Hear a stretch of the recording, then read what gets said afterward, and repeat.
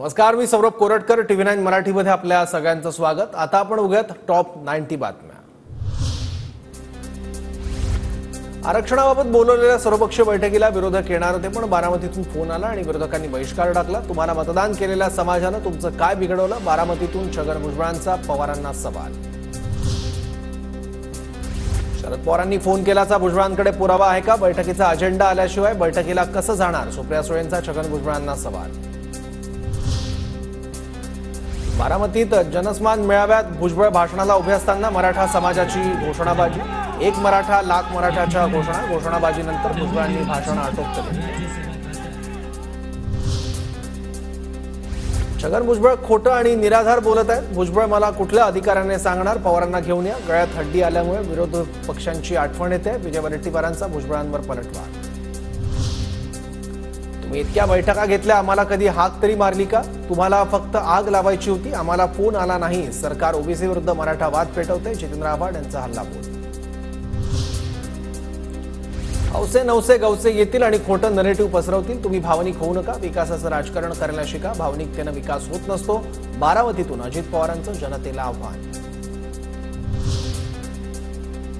यश पचवायचं असतं आणि अपयशाने खचून जायचं नसतं. बारामतीत बोलताना अजितदारांचं कार्यकर्त्यांना आव्हान. चांद्यापासून बांद्यापर्यंत महिलांना 1,500 मिळणार. विधानसभेत महायुतीला निवडून दिलं तर योजना पुढे सुरू राहतील. बारामतीत अजित पवारांचं वक्तव्य.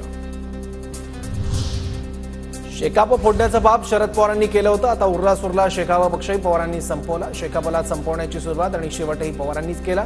आमदार सदाभाऊ खोत यांची टीका. चांगले दिवस आल्यानं आपण जुन्या काळातील संघर्ष विसरतोय. नितीन गडकरींनी भर कार्यक्रमातून कान टोचले. भाजप आणि काँग्रेसमध्ये वेगळेपण काय? आपण इथेच काम केलं तर आपल्या येण्याचा फायदा काय? असाही केला सवाल. विधानसभा निवडणुकीत महाविकास आघाडी 175 ते 180 जागा जिंकणार. असं वातावरण कधीही निवडणुका घ्या. मवियाला घवघवीत यश मिळणार. संजय राऊतांचा दावा.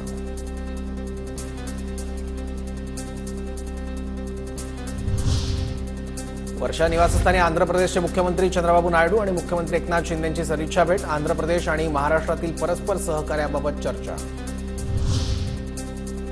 बारामतीत अजित पवारांचे चिरंजीव जय पवार यांनी पावसात भिजत ऐकलं अजित पवारांचं भाषण. लोकांमध्ये सहभागी होत भर पावसात सभेत उपस्थिती.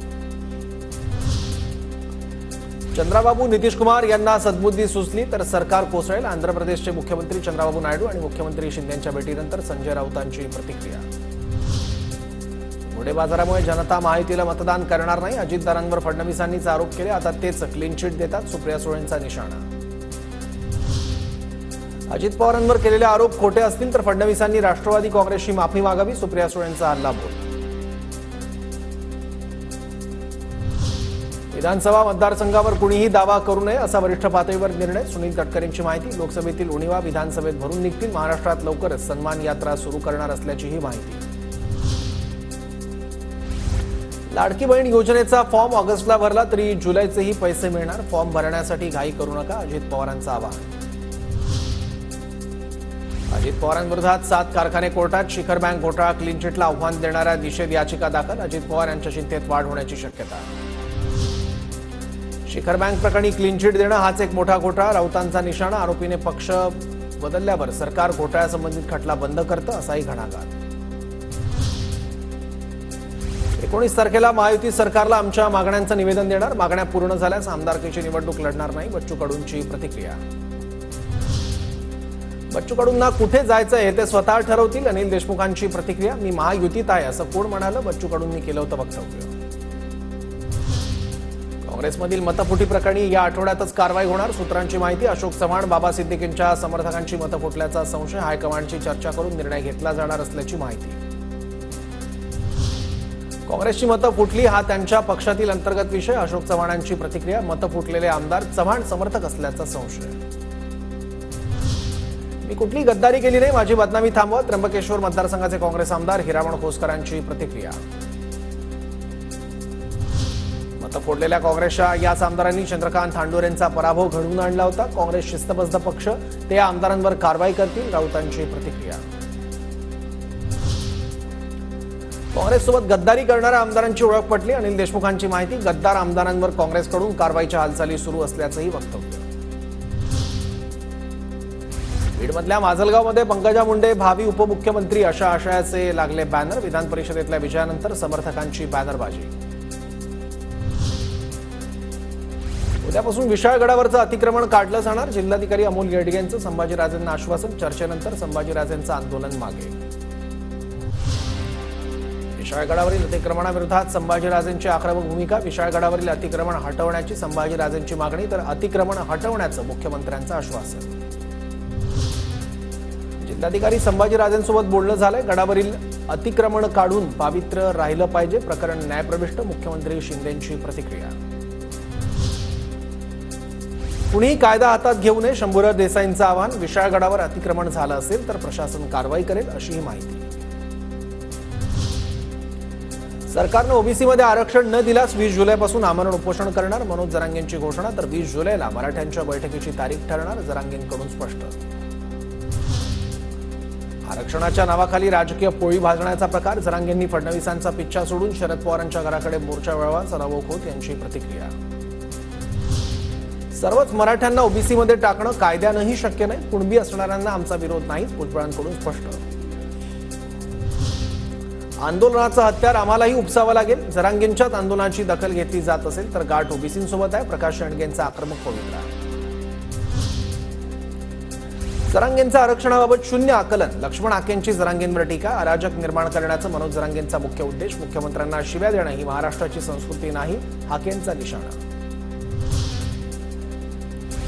वरळी हिट अँड रन प्रकरणात मेहरच्या कारवर आधी 2 वेळा वेगात कार चालवण्यानं चलन। खालापूर टोल नाक्यावरून ही कार भरधाव गेल्याचं सीसीटीव्ही समोर। एमपीएससी स्पर्धा परीक्षा देणाऱ्या परीक्षार्थींची चौकशी व्हावी। आरटीआय कार्यकर्ते विजय कुमार यांची राज्य सरकारकडे मागणी। अनेक परीक्षार्थींचे दिव्यांग असल्याचे पुरावे। चौकशी होईपर्यंत निकाल लावू नका, कुंभार यांची मागणी। म्हाडातर्फे राज्यभरातील 7,500 घरांसाठी या महिन्यात जाहिरात। मुंबईसह कोकण, पुणे, छत्रपती संभाजीनगरमधील घरांसाठी जाहिरात निघणार। मुंबईकरांची तहान भागवणाऱ्या 7 धरणांच्या पाणलोट क्षेत्रात दमदार पाऊस। धरणातील पाणीसाठा 25%। पश्चिम रेल्वेची फुकट्या प्रवाशांकडून कोटींची कमाई। 3 महिन्यात 7,84,000 प्रवाशांकडून 52 कोटी रुपयांचा दंड वसूल।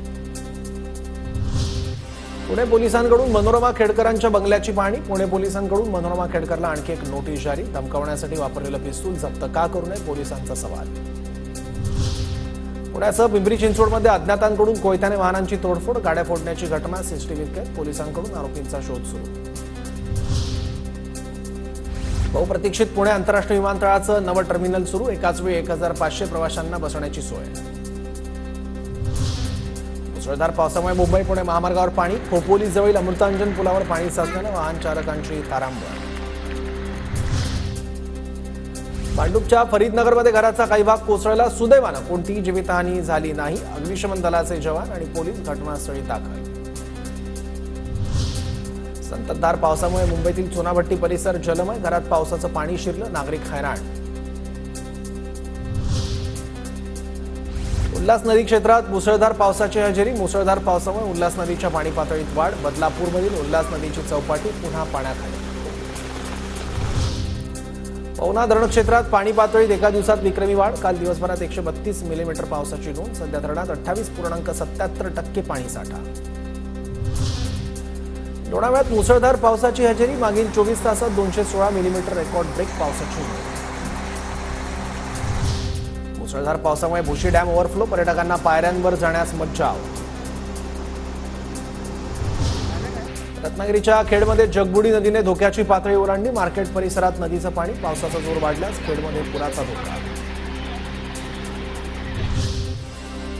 जगबुडी नदीच्या पुरात अडकलेले 125 जण सुरक्षित स्थळी स्थलांतरित। चिपळूण नाका परिसरातील 41 जण आणि तळ्याचे वाकण परिसरातील 84 जणांचे स्थलांतर। सिंहगडाच्या पायवाटेवर अतकरवाडीजवळ पहाटे दरड कोसळली। पर्यटकांना पायवाटेनं जाण्यास बंदी। रत्नागिरीच्या मंडणगड भागात मुसळधार पाऊस। पावसामुळे भिंगुर्डी एसटी डेपो परिसरात शिरलं पाणी। पुराच्या पाण्यातून वाहन काढताना वाहन चालकांची कसरत।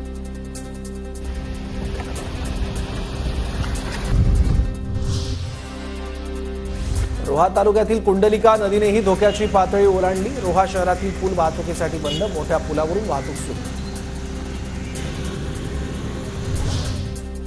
राजापूरमधील अर्जुना आणि कोदबली नदीने इशारा पातळी ओलांडली. राजापूर नगर परिषदेजवळील बाजारपेठेला धोका, नागरिकांना सतर्क राहण्याचं आवाहन. चिपळूणच्या परशुराम घाटात जोरदार पाऊस. परशुराम घाटमाथ्यावरून धबधबे वाहू लागले.